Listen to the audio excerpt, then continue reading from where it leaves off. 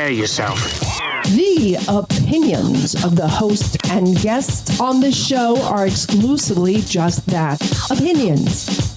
That means that they shouldn't be the cause of your state of being offended. Why does everybody get so butthurt? Okay, let's go.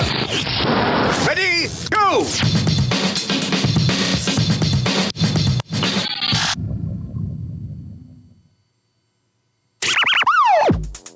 Welcome to And God Created Woman, where the arguments are necessary for the best make-up sex of your life. Unless you're single, and then we suggest you just go fuck yourself. All right, and God Created Woman show, Dominic Izzo. Thanks for joining us today. Got Kayla Michelle in again from flexyourfeminine.com. It's good to see you again. How the heck are you doing today? Great. Oh, you're Great. so happy to be here. Awesome, dude. What's going on in the world of you? How have things been since the last time we've talked to you? It's hot as you know what outside right now where Balls I am. is the world you're looking for. Balls. Yeah, it's horrible. So other than just hibernating, which is kind of funny in the summer, but where I am in the desert, that's kind of what we do. I'm just working hard and having fun. All right, you're working at it all the time. Flexyourfeminine.com. You can go check out it on Instagram as well, too, Flexyourfeminine. You are a massive proponent. Just a recap for anybody who hasn't heard you last time you were on, which that show was really watched and listened to a ton. Good. Well, yeah, you get the numbers are great. You get some great information out, which is why you're just an awesome guest to have. We went down some serious rabbit holes when you were on, and it was like biblical, sexual. It was fantastic. And you and I have like a conversations every now and then. Well, I'll be like, dude, all right, explain this to me because I like your method of thinking. So yeah, for people who wonder if I talk to my guests afterwards, of course I do. Today we want to talk about. I would call you an IG fan for sure. Yeah, that's what we do. We're on there. Yeah, God, Instagram, it's just ridiculous. I keep waiting for the day they ban me for half the shit I put out. Fitness is something you are so big into. Yeah. You look like you have almost a reverse fitness journey where it was weight issue, but it was in the opposite end of the spectrum that most people have. If you want, let's start there. Let's give a 360-degree view of, the fitness aspect, why it's important, and let's go into some masculine, feminine energy, sex, and then you want to talk about the power of orgasms today too. Yes, I do. I have at it. I think that might get you some views. So just really quick, 360 view. My story kind of starts back in Manhattan, New York City. I moved to Manhattan when I was 17 and was continuing my runway fashion model career from the West Coast to the East Coast. And the East Coast market was very different from West Coast. And I was, 17 is young, but it's not as young as some of the 14-year-old models that are getting big in the East Coast. So I was competing against much younger, much thinner girls who hadn't even gone through puberty yet in order to get jobs. And so I developed, the industry is very dark. There's some bright spots to it, and I'm very grateful for the experience, but the industry, fashion industry is very dark, and the expectations for girls physically in that industry are not healthy and by any means, by any stretch of the imagination. So especially as a runway model, that's even different from like catalog models and swimsuit models and more of a commercial phase. The high fashion that I was in, just because of my like Russian European look, was requiring me to be very thin. So I'm 6 feet tall, which made me very popular. But I'm also, naturally, it's very easy for me to be about 130 pounds. Well, they wanted me at 115 or less. Oh, dear God. So right now I'm 150. So all the pictures that you see of me, like on Instagram and stuff, I've taken myself to this point at 150 by living a healthy lifestyle. But back then I was 115, 110, back and forth a little bit. And it was kind of a nightmare because my body didn't want to be there. And so I developed a very horrendous eating disorder relationship with food that was very disordered.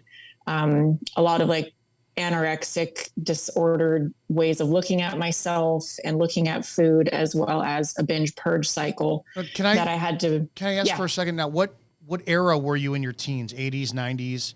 When was that? To early 2000s? This was early 2000s. Okay, so the food quality also was horrible because I grew up, late 70s, 80s, and chicken breast was the size of my fist. Now it's the size of my head. Yeah.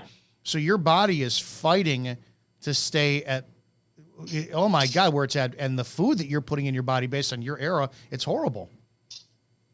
Yeah. And when I was in New York specifically, there was a period of time where I was told by agents that I worked with that being vegan was the way to go. That's what all the supermodels did. They, there was certain tricks of the trade, so to speak, and being vegan was one of them. So for a while there, I was trying to be vegan and it was absolutely horrific on my system, but that was their way of trying to control my calorie intake and, the psychological side of that for me and hormonal side was horrible. But, so anyway, that's kind of the background of my, the platform or the foundation for which I entered into fitness, because I didn't get into fitness to be a coach or to be a trainer or to help anyone other than myself.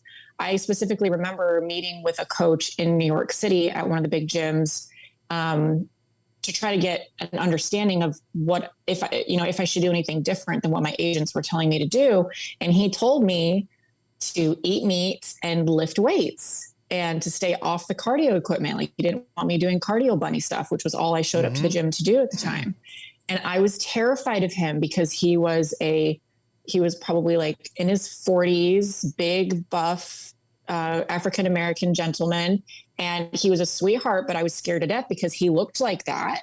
And so I was one of the girls that I make fun of now, where I'm like, I thought I was going to get bulky from eating meat and lifting weights because that's what he told me to do.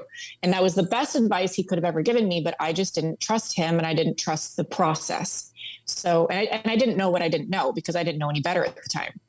So when I got into the fitness space, it was literally to help myself understand my own body, my own system, my own biology that I had no frame of reference for. I grew up very active, horseback riding, dancing full-time, competitive martial arts. And so I never wondered or worried about what I looked like or what I was eating and how it correlated to what I looked like.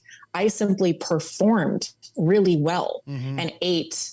My mom was 3 square meals a day, great cook, took care of her family, and never thought about it. So I ended up retiring from New York and my whole career as a runway model because I was so unhealthy. I had a doctor tell me at a checkup that I could continue to model and get very successful because I was working with huge names. You could have your dream career, but you will sacrifice having kids, because I hadn't had my period in over a year and I was, 18 at the time.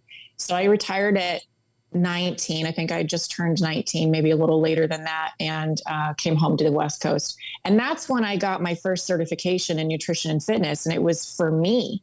I just knew that I needed to be healthy. I wasn't sure at 18 that I 100% wanted kids, but I knew for sure that I wasn't ready to say no to that. And so I chose that and decided that I needed to take another path. And so as I was going back to school to become a dentist, it's just funny how that first year being back in school and working part-time, I was taking care of myself in the local gym at home. I was eating better. I put on a couple pounds, and the manager approached me at the gym a year later and said, "Hey, have you ever thought of being a trainer and getting certified?" And I said, "Well, actually I am certified. I just did it for me." And so I ended up switching my part-time job from the restaurant I was at to the gym and started taking on clients and making a lot more money and going to school. And then shortly after dropped out of school because I became very popular and I fell in love with it. And it's been a complete career shift from what I expected. And the fitness side of things for me was also very much the beginning to my divine feminine awakening with masculine and feminine energies. So that's been that was 2019. So 13 years. I'm really curious to hear because you're pragmatic. I don't know if it's left brain or right brain, the person who's the artist versus the person who's like more math and science based, whichever one you are, going the pragmatic route of always having to have knowledge, right? You dive in. I want to know do you ever look back and say when you switched from vegan and actually putting meat into your body, nutrition alone, forget about the weights for a second, but did that have any effect on your psychology, your energy? Because as a guy, it happens all the time. Every time I eat red meat, and I like my steak raw, rare, excuse me, not raw. It's 20 minutes after it. I'm full, I'm euphoric, but I also feel like I just had 20 cups of coffee because a big jolt. So that's, I know it's a male biology. Yeah. I wonder if you ever start, and you feel like a man when you eat red meat for some strange, weird reason. I want to know if you ever started to switch to eat, and all of a sudden did that have a balance switch that could have been attributed hormonally, and all of a sudden you find feminine energy better in your diet change? And that's a very interesting idea. I didn't pay attention to that back then. But looking back on it, I definitely noticed a difference in like, and part of it too, is it's hard to really appropriate or correlate the meat specifically to just overall, I was eating more and I was eating higher quality foods. For a minute when I came home, I was back at my parents' house and then I moved out on my own. So, I kind of threw myself back into the way mom cooks 3 square meals a day, because that's what I knew. And I was like, that's better than what I've been doing. So as I learn, I'm going to just trust my mom. And that was probably the best thing for me. But that being said, my mom is very like classic feminine country girl. She cooks, like when I say 3 square meals a day, I mean, there's like meat and veggies and carb. So she was very meat based and dairy based, and that was good for me. So the feminine energy stuff specifically didn't really enter my vortex until a couple of years later. And that's when, towards the end of more than a couple years, more like 2016, where I was really struggling with the hyper masculine energy in the bodybuilding industry specifically, because I got into competitive bodybuilding. And kind of realized through that experience, which had its pros and cons too, it had some great things about it, taught me a lot of great things, but I kind of realized that it was the mirror image or the opposite side of a coin from the fashion industry, where the fashion industry was a very toxic feminine energy and the bodybuilding industry was a very hyper masculine industry. And so that bleeds over. We don't like to think that the bodybuilding industry plays as big of a role in the fitness industry as a whole as it really does, but it really is the spearhead to the industry. I mean, if you look back on the history of bodybuilding and the rise of the fitness culture in the American culture, it's very much correlated. You've got the Arnold Schwarzeneggers, you've got the Incredible Hulk, right? So that culture is very much tied into the way that the fitness industry operates, and it's very masculine energy dominant. So I realized that. Go ahead. Women took a big toll, because when I first started as a fan, you had like Rachel McGlish was the queen of it, and then Corey Iverson was the queen of it, and they were fit as compared by today's standards. And then you advance forward today, and you look at people like Dana Lynn Bailey, who have shoulders that look like they've got bowling balls inserted into them. I've always been curious about I didn't start testosterone or hormones until I hit 40. So in my era, when we watched all this stuff, you watch these guys, they looked good. I don't know if it's the drugs or the training now, but especially men and women, what they're on. It's kind of off topic, but it's not. It is almost it's weird. I like it, but I'm also like, I don't understand what the hell they're doing. And I wonder what that did to women as well too. Cause I've dated women bodybuilders. I mean, literally they don't call them bodybuilders anymore. They're physique competitors. I've dated the fitness competitors, the bikini competitors, and the physique competitors. And it's insanely taxing. It's unbelievably demanding. I could never get on stage because I don't have that discipline for what everybody does. And it's fucking demanding. It's very demanding. Yeah, it is very, very demanding. And it's Unfortunately, it's a side of the industry that's riddled with performance enhancing drugs. And whatever your personal stance on performance enhancing drugs is, the reality is that they like to pretend it's not there. And that's my problem with it. It's obviously there. And you're putting up these images of whether it's yourself or it's, a competitor that you're sponsoring or training or whatever, you're putting this up to sell a supplement or sell a program, and you're acting like this is achievable by the average person. And it's not. Nope. Because the average person isn't going to take the drugs that that person or that competitor is taking. And the stage is a 30-second snippet of the last 12 plus weeks and a lifestyle that's 365. Oh, it's horrible dating you people who are doing it the last 12 weeks. Don't touch me. Stay away from me. Yeah. Oh my God. Yeah. If anybody's ever thinking about dating a bodybuilder, think twice. Don't do it. No. Don't do it. No. Bodybuilders also have really small balls. Well, yeah, and the women's have giant clits, so it's some of us got a fetish for that, is what it is. Going forward, you're also talking about, but there's not going to be. My point is that the women bodybuilders will have super high sex drives, and the men won't. Some do. So yeah, some do, and some are like, it's so depending upon the compounds they're on. Because I've dated some that are like, I need it every day, and I'm like, that's great. Yeah. And then there are the other ones that are like, this hormone compound is messing with my libido, especially when they're down such low body fat. So now you're getting into messing with the problem. And it's got to be the same comparison on some level to what you went through as a professional model. Mm-hmm. Yeah. And I was top 2 in the nation for my division in bodybuilding too, for the bikini division, twice, 2 years in a row.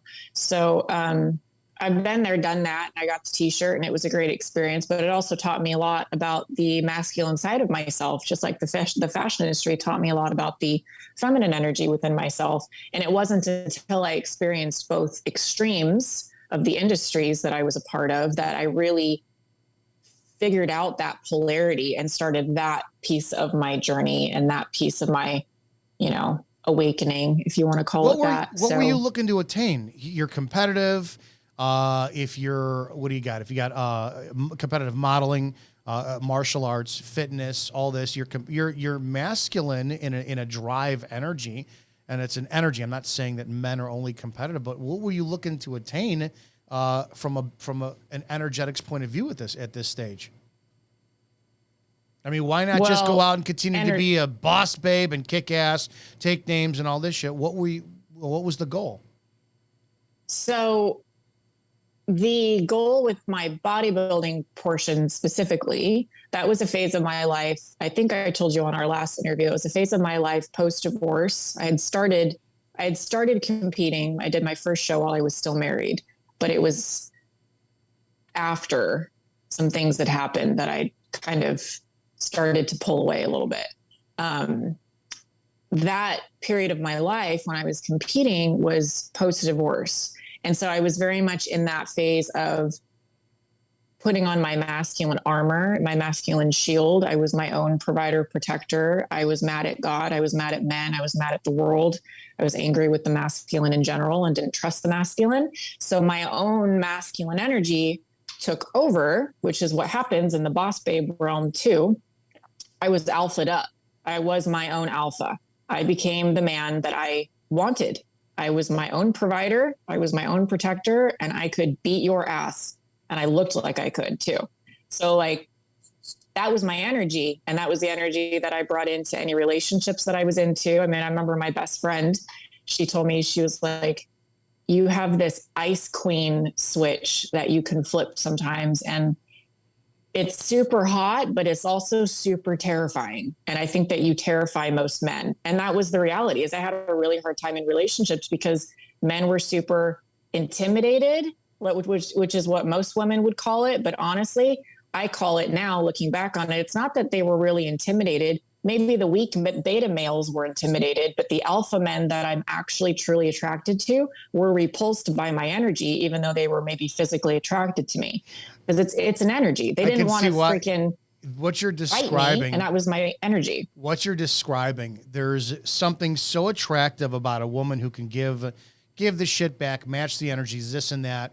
But as a guy, we don't, it gets very tiresome very fast, constantly having to subconsciously put you in your place, so to speak, right? It's like, we don't want that. We want that partner who, we're not looking at it. It's willing submission that's attraction, not, the roll over on your back like a dog submission. So I have dated women like you who they love the energy I give off, and they think that I'm looking for somebody who's constantly looking to have the one-up game. And I'm like, you don't get how exhausting this is. It's just not attractive. So it goes beyond being ice queen or what are we, oh, she's a bitch. It goes beyond that. It goes to the point of being exhausting. So what you're describing, I get it 100%. Yeah. So that was me. And so I think I just had a lot that during that phase of bodybuilding, I needed to go through what I put myself through in that season when I was competing, and I was extremely disciplined and I was extremely alphaed up in my energy, because I needed to experience, and even though I wasn't conscious of it at the time, I think God guided me to really experience that level of extreme in my polarity so that I could understand it, to be able to speak to the boss babe alphaed up bitches now that are in that space. They're hurt from a divorce. They've been through a horrible relationship, or they've been abused, or they've felt completely taken advantage of by the matrix that we live in, or whatever it is. They're in that energy. And so because I was in that energy, I know how to speak to it. And that was just part of my story. So we got a phenomenal base set there that sets you as the expert in this. How important is it to have balance with people who are trying to discover what direction to go, right? Because you have Instagram and you have the people who show, it just shows a flash, an instant moment of a photo of what somebody thinks is the top realm. And then women and men think this is what the opposite of sex wants from us. And it becomes overwhelming and confusing. Based on the conversation we want to have today, how important is it to find that balance in fitness? And what should, I don't know if you could speak to both men and women, what should people be kind of keeping an eye out for? In someone else or in themselves? In themselves to start, right? Because you have to have a base, and no matter how much you tell somebody, because you're going to hear it all the time, you need to love yourself. And people are always going to be their worst critics. Guys, well, men and women suffer from body dysmorphia. So, like, I don't care how good I think I look in the mirror and I'm like, oh, I'm a fat piece of shit. But I get other people going, oh, you look great. No, I don't. We know that's a massive factor. So when it comes to, I would guess women, you set a good example of extremes, fitness or modeling, then fitness. And then you're in a really, really good balance for both. Having knowledge from both ends of the spectrum, from being disastrous on your health, where you're almost starving yourself, and the other side, and you're, I don't know what you did as far as competing goes. What is your outlook now on fitness, especially in a correlation for the masculine energy female roles, or female men roles? So I'll start with the feminine, because that's who I am. Everyone, like we spoke about on our first call, everyone has an inner relationship or an inner dance with their own masculine and feminine polarities. And it's not about finding the balance, because that feels like an exhausting seesaw that we talked about last time too, where it's like you're constantly trying to balance the seesaw. It's more for me about finding the rhythm like a dance. So sometimes you're going to be stepping with the right, and sometimes you're going to be stepping with the left. Sometimes you're going to be twisting to the right, and sometimes you're going to be dipping to the left. It's a dance. The masculine energy is going to need to be front and center on certain things, and then the feminine energy is going to need to be front and center on certain things, while the masculine takes a backwards roll. And that's not to say that either energy is more important than the other. It's that they are both equal and different, and those differences need to be celebrated. So for me, it's not so much about finding balance anymore, because I went through a phase of doing that, and was exhausting because I constantly felt like I was fucking up because one hat would take over and then the other hat would take over. Instead of that, it's about finding your truth.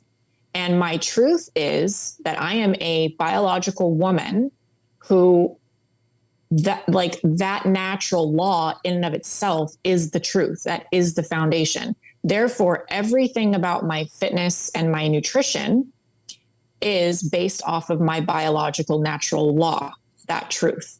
So there are certain times of the month for women who are biological women who experience natural menstrual cycles, fertility cycles. There are certain times of the month that you need to allow your masculine energy to lead and push you to get the best results out of your exercise and your fitness endeavors and get your goals. Then there's other times of the month that your feminine energy is going to take more of a front and center role.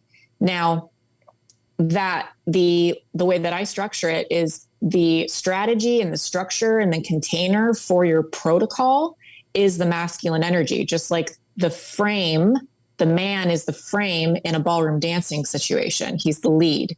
So that structure is the masculine energy in a fitness goal, in a fitness pursuit. How extreme you go with that is up to you and based off of your goals and your season of life and the way that you're wired. But as a biological woman, you should be leaving room for you to dance in relation to the lead of the masculine strategy that's implemented. And that's where that aligned action comes in. You have to trust the process, which is the feminine, and take aligned action, which is the masculine. How difficult for men? Go ahead. I'm sorry. Go ahead. For men, it's much simpler, to be honest. You guys are much simpler in a lot of ways. I'm not saying that you're simple, like you're dumb. I'm not saying that. We're simpler. Men are fascinating, but you guys are much simpler. Like biologically, you're simpler. And so, I mean, you guys were made, the truth of the masculine is that every single day he has like 3 priorities: fight, feed, and fuck. That's his 3 priorities. And whether he's fighting for himself, feeding himself, and fucking for himself, or he's doing all those for the purpose of legacy and a family, that's his whole thing. Mission and purpose. That's how you're wired. And it's beautiful. Women have we have a different set of mission and purpose that we're supposed to fulfill. And we have 4 different phases of the month hormonally that the Matrix has tried to shut down through birth control pills and big pharma. But the reality is that that's how we're created, and our lives, the way that we approach things like fitness and like nutrition, need to reflect that natural law, that biological truth. Men is the same. It needs to reflect your biological law and your natural law and your biological truth, but it's simpler. It's different than the way that women should do it. Isn't it amazing how you're saying these things? It's like, as you're saying, we have to fight, and that translates into achievement. You can't, because you're not going out cavemanning it now. But I'm thinking about it. It just blows me away. On the last 30 years, you've seen that, you're not allowed to be competitive as a male. And that's I need competition. I just need it. I thrive off of it. And I miss team sports and all that stuff where you try to be better than your best friend at something. And it really, really dumbs men down. And all these little pieces of the puzzle, you dumb men down. Well, it castrates you. Insane. And then you throw in the shit diet. But now you brought something up that I really never thought about, which was birth control. I will never forget that I was dating somebody about 10, 15 years ago, and she got the Depo-Provera shot. I believe that's what it's called. And it like dumps 4 million hormones into her, but that's what you did. You either got Depo and you were safe, you're on the birth control pill. Now looking back at it, and it's not meant to be insulted, but now you see why women have such a hard fucking time controlling emotions when all those hormones are going crazy. I just did a very quick thing on Instagram the other day that I lowered my testosterone because I was like, all right, I'm going to see bumping it up a little bit. And I put it up to about 300 milligrams. I'm like, all right, I don't feel any different, but I'm lethargic. I don't care, whatever, this and that. And then when I lowered it back down to 125, I'm like, I like people. So it's amazing, right? It blows me away that hormones It's have such a fascinating. massive control over people, which is why I completely disagree with kids changing their hormones. When you go into Just curious, what's your free test at right now? 1,300. No, your free test. No, that's the last time I had a test was about 4 months ago. So I couldn't tell you. I don't have an answer for that. I thought he told me it was 3. It was my doctor told me it was like 1,300. So, which Well, I went, that's goes, like that, but that, yes, oh, that's total great. test, That's total test. fantastic. But that's total. Yeah, exactly. I'd Free be interested test? in seeing what your free test is. I never wanted to have the, I was told, like you got to watch your cholesterol, this and that, and blah, blah, blah. And of course, every now and then I get the mentality of, well, if a little's good, a little bit more is better. But then again, it doesn't serve a purpose for me. But I do like the beneficial side effects of knowing, dude, when you bump your testosterone up like this, you're not moody. You just don't care. You're apathetic. Yeah, libido goes up and it's distracting, but everything else doesn't. That's like the sun isn't shining, right? So when I went back down to, and you have to dial it into where my body says this is the great balance for you. Life is really enjoyable. So when that has to go against not fighting against our nature. And when you're doing that, that's what birth control does for women. When you go on hormonal birth control, this is something that we're not told. No one reads the freaking insert to these drugs when they're given it by their, white lab coat drug dealer. And they're told to get put on this pill that you're going to take like a Skittle every single day for the rest of your fertile years. And it's like, the earlier a woman goes on hormonal birth control, and they're putting girls on like the second they start bleeding nowadays, the earlier she goes on it and the longer she's on it, the more masculine she becomes, because these pills are not regulating your cycle. Any doctor that tells you that doesn't know what the fuck they're talking about. You need to find a new doctor. Sorry, I don't have a PhD and I don't need one to know that truth. Can we establish just for a second? You can do your own research. Do your own research and check me, okay? But as a woman, as a natural born woman, shouldn't your cycle naturally be regulated? Weren't you created with perfect regulation? That's what I'm saying. Okay. So instead of telling girls, oh, there, darling, there, little girl, we're going to take care of this for you. Big Pharma Daddy's going to help you with this. Just take this pill every day and we'll control your cycle.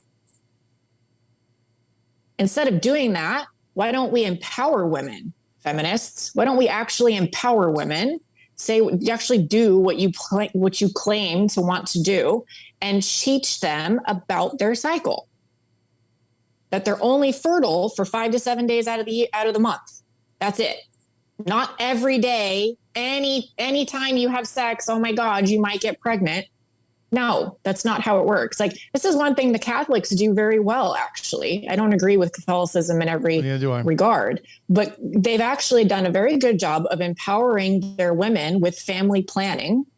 And I think it's called the Blisser's method or something like that, where anyway, they just teach her about her biology and they empower her to be able to understand it. And therefore the men are also understanding it. And it's a team effort. It's not some sort of like, oh, I'm so empowered because I take a pill now, and then the dude is completely void of any responsibility, and you can just go out as a woman and have a one-night stand like a man. And the whole thing is, the earlier you start a girl on birth control, she will never know her own natural cycle. And that's the longer she's on it, that's more time that she's having these Franken hormones pumped through her system that are making her more masculine on a hormonal level. It's literally changing her brain chemistry. We're not even like, our brains are not even fully developed until we're 25. And yet we're putting girls on these powerful steroids at 10, 11, 12, 13 years old. And they've been on the pill for 10 years before their brain is even fully developed. They've never had a natural cycle. They don't know what it feels like. They have no idea they have 4 phases. They just know that they bleed every month, which isn't even a real period. It's a breakthrough bleed. So like, there's so much missing there. And there's such a, call me a conspiracy theorist, but there's such a agenda behind it to masculinize the women while they emasculate the men. It's not a conspiracy theory. We could talk about that all day long as well, too. I have to Whole wonder thing. what you're talking about. Because, again, I don't want to get into the trans conversation, but you see if a boy starts taking estrogen or a girl starts taking estrogen or testosterone, it's going to be disastrous, right? I purposely didn't start any testosterone until I was 40 when I knew that my natural testosterone was in the shitter. So that being said, Yeah. I have to wonder if women are taking hormones. Because I'm going to tell you as a guy, what seems to happen when men get involved in relationships, and this is one of the reasons why, like, marriage sounds like a great idea, but I haven't seen one that I admire, because what do you hear all the time? Life just goes to shit. People got together, they were so in love, romance was there, sex was there all the time. Then all of a sudden life gets in the way. Maybe you have kids and sex is happening once every 3 months and the guy gets head in his birthday or special occasions. That being said, Right. how much has a 14, 15-year-old girl getting on these hormones, how much has that fucked up her natural sex drive, desire for sex, that men know it's a joke? That we know we get involved It with a is a girlfriend, joke. she's going to stop putting out eventually. How much has that had something to do with it? It's had a massive effect because, quite frankly, no one wants to talk about this either, but the birth control pills, that whole system, will change how a woman selects a mate. It'll change what she's attracted to. Okay. So let's say that she's been on birth control since she was 12, right? She gets married at 25. She selects this guy to get married at 25, and they go off the pill to have babies. Okay. She's not on the pill anymore. She's going to lose attraction for him. She's all over the place hormonally because she's pregnant for 9 months. And then she's all over the place hormonally because she's breastfeeding or coming off of being pregnant, whatever. And she's not attracted to him anymore. Well, did you pick the wrong guy? Maybe. Or are you just not attracted to him on a pheromonal, hormonal, psychological level because you picked him when you were on the pill? And this is a big problem. That is so unfair. You just described different quality men. You described male's post-nut clarity. When a guy will do anything to get inside of a woman's pants, all of a sudden he winds up coming and then like, oh, fuck, why am I with this one? You just described a horrible, decade-long post-nut clarity for women. Oh, shit. Yeah. It's absolutely tragic. And there's plenty of research to back that up. So again, go check what I'm saying. Like, don't just take my word for it, you guys, but it's absolutely tragic. And it depletes women of so many natural vitamins and minerals and things that our bodies need. There's nothing healthy about the pill. So men, honestly, I would highly suggest before the first date, you ask her if she's on the pill. And if she's on the pill, just don't fucking go on the date. Don't. Because if you're serious about having like a good quality relationship, whatever that looks like for you, and a great quality sex life, which is where I'd like to take this conversation because fitness comes into that as well. She cannot be on the hormonal birth control pill. And I realize I'm talking in very black and white terms, but it's my personal opinion. And science is starting to show us that this whole experiment that we've run for decades with the hormonal birth control pill is not turning out so well. And there's plenty of other factors, right? I'm not trying to say that the birth control pill is responsible for all of everyone's sex life problems. It's not what I'm saying, but it is a contributing factor that we really shouldn't ignore because hormones are... They're no joke. They're no joke. Mm. Yeah. No. Absolutely. Going forward into that, then let's solve a problem. Okay, so the problem is quality of sex life. You have me interested in this concept of orgasms for weight loss. I told you before we started recording, a lot of men as fitness gurus are into the whole semen retention for more power and strength and all that. So I'm really curious to hear where you have to go with this. Well, specifically, orgasms are very beneficial for women in fat loss. For men, again, you guys are different. Mm-hmm. You guys are a little more simple. Okay. So for the thing about both sexes, both genders, is a lot of times we hear that stress makes you or keeps you fat. And that's actually a big misnomer because stress releases a certain waterfall of different hormonal reactions within the body, one of which being an adrenaline dump, right? And adrenaline actually reduces your appetite and increases your energy. And the whole rule behind fat loss is eat less, move more, which I hate that dogmatic thing, but that is at the end of the day, if you move in good ways and you eat the appropriate amount and within your budget, fat loss is bound to happen. Okay. And I'm not even going to touch on like the outliers on this conversation with people who have like legitimate big issues, health issues, diseases, hormonal things. Don't come at me. I'm not talking to you. Okay. But cortisol in and of itself, yes, it's a stress hormone. It's a stress response, but it by itself is not making you fat. What ends up making you fat or making it more difficult for you to lose fat is the domino effect from cortisol. Okay. So when you don't have a healthy stress management system in your life and you're able to really optimize and strategize your stressors and then recover from them, you end up not sleeping well, being one of the main things, and therefore not making good choices in your lifestyle when it comes to eating and working out or being active. So it's actually very interesting because sleep deprivation in high levels, which a lot of people actually are quite sleep deprived in our culture, ironically, will end up giving you the munchies like being high on pot will. You don't have to tell me. Yes. Legitimately. The phone, we got the phone that keeps us up. I sporadically sleep. It's 20 minutes. I seem to be knocked out. Then I'm up for an hour. And then all of a sudden, I think I need more food because the food is going to give me that euphoric feeling of that insulin crash that I want. It's a cycle. You're 100% correct.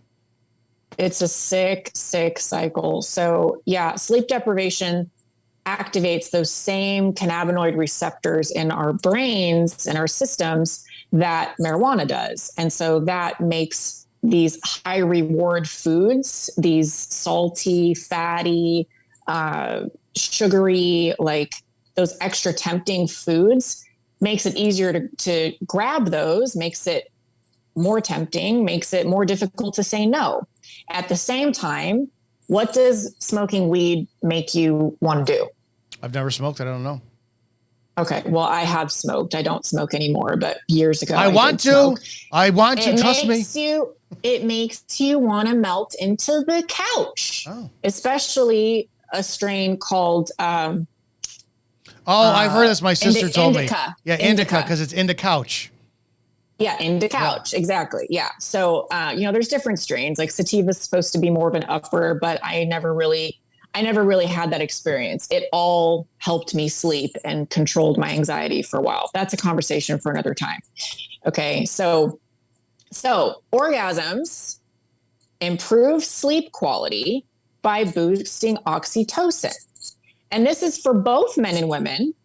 And it is more prevalent that result of higher oxytocin levels is more prevalent when you experience an orgasm with a partner in a safe relationship that you love, but it still applies solo, and that applies to both sexes. So if sleep quality is something that you should really get under control in order to meet your goals, orgasms are going to help in that regard. And you can strategize your orgasms around needing to get a really great night's sleep, right?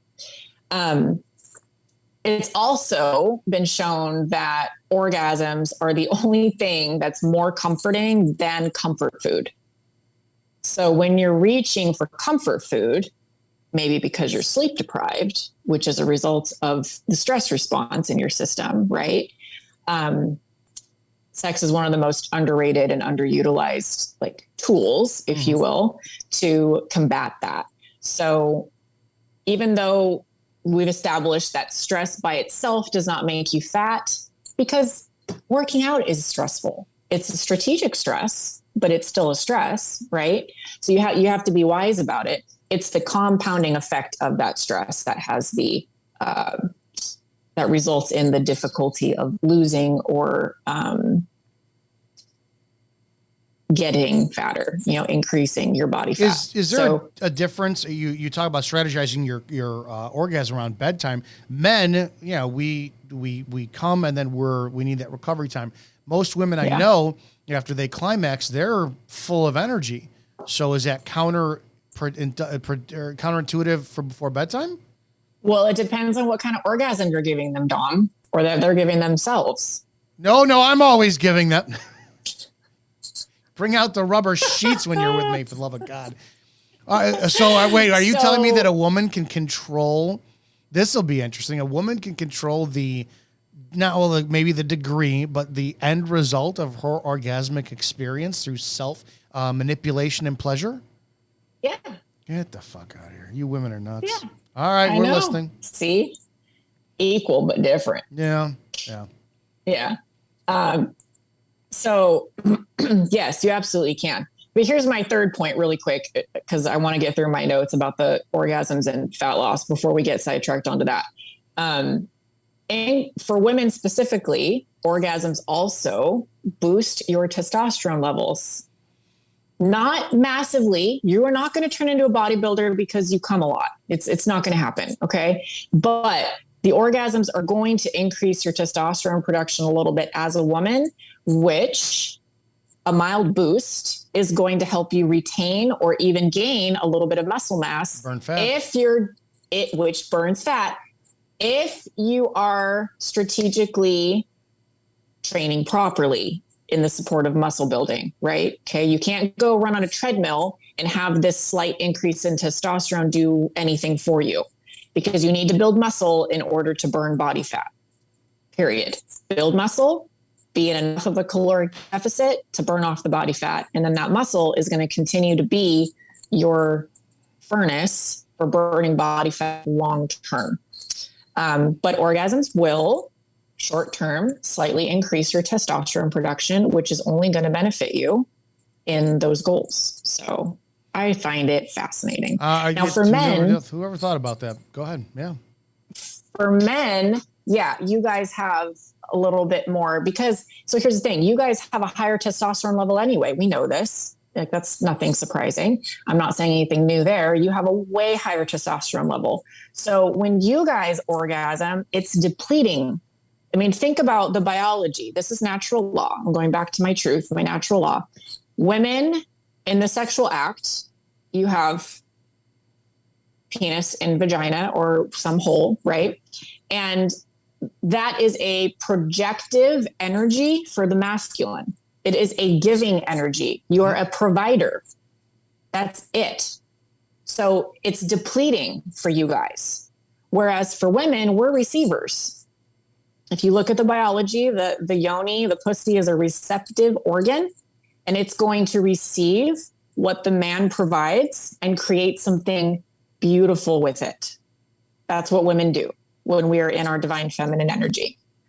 So the whole, I forget who said this. I forget the quote. I'll have to post it later, but somebody said once that, you give a woman a house and she'll make it a home. You give a woman food from a grocery store and she'll make it a meal. You give her sperm and she'll make a baby. She'll fulfill your legacy. That's what a woman is. She's a creator, a co-creator with you. And she will multiply anything that you give her. That's the whole point. So, but yes, for men, the process of orgasming is actually very taxing, which is why semen retention is such a old wives' tale, which is actually showing to be very powerful in the athletic realm or in the bodybuilding realm, because you guys do, like, when you expel your physical experience, that is also an energetic expulsion as well. So while it can be very restful for you after, which is when you can strategize it to help with your sleep so that it helps with your fat loss as a domino effect, I wouldn't recommend it like, oh, I'm going to choke the chicken every day so that I can lose more body fat. Because what's actually going to happen is that you're going to deplete your overall drive to go out and fight. And that's where the value in you're semen calm. retention you're comes in. you're satisfied. You're calm. You're like, I'm good. Yes. Exactly. I'm curious. So I want to know different. if you've ever thought about this. Now you have to have two partners who are aware and they got to look at this. It's not like one person's going to solve the problem of this, but hearing everything you're talking about, I wonder if you get a woman who comes off birth control and however much time it is gone by, and she's in her feminine, he's in his masculine. You know how they talk about women when you guys become friends that your cycles will align, whatever, if that's true or not, I don't know. I wonder if couples energetically, if they improve whatever external aspects need to be done. Maybe it's fitness, coming off hormones, getting on hormones, whatever it is. I wonder how much more on a deeper level that will improve the quality of sex because they're aligned better. Not just attracted, but the alignment is better. Can a man pick up on a woman's cues, and can a woman pick up on a man's subtle cues because all of a sudden she's not on the pill and her energy is able to receive better what he's giving off? Does that, you're nodding your head? Explain. 100%. Yeah, 100%. And there's certain things about sexual energy that most people don't talk about and most people don't understand. So I view sex now, because I've been blessed with a partner who I can trust with this, is medicine. So like, you know, there's times, well, here's a perfect example, and he might be mad at me for sharing this, but here's a perfect example. So I was at the gym with him last weekend or the weekend before, and I asked for a piece of equipment from a couple of kids that had just finished, and some dude swiped it from me. Swiped it from us. So I walked up and I asked the kids, I was like, hey, how many more sets do you guys have? And the kid looked up at me and he was like, oh, we're all done. We're just unracking it. And I'm like, great. He's like, all yours. So apparently there was this guy standing there waiting for this piece of equipment, but he had not communicated it to the kids at all. He didn't communicate like, hey, you know, when are you guys, he didn't do what I did. He didn't follow protocol, because there's a fucking protocol when you go to the gym, guys. There just is. There's a thing, you know, learn it, figure it out. Figure it out. And so the funny thing was about this was, I was kind of like in my overly masculine energy already on this day. And I was aware of it. Again, this is the feminine side of me being aware of it. And my man is very good about being aware of this too. He knows me very, very well. But it was interesting because this dude, he didn't confront me about having been waiting, that I had cut in line with him. He didn't confront me. He confronted my man. And so I heard it because I had already started to walk around the piece of equipment to set my bag down and get ourselves ready. And my guy was behind me. And so he confronted my man and said, hey, bro, I was waiting for that. And so my man, knowing that this isn't going to become something, we're not going to make this into something, which is exactly why he confronted him instead of me, right? It's all an energy thing. He knew that he wasn't going to have a fight with him because, quite frankly, if you looked at the two of them, you would have known who would have won that fight. It's not even a contest.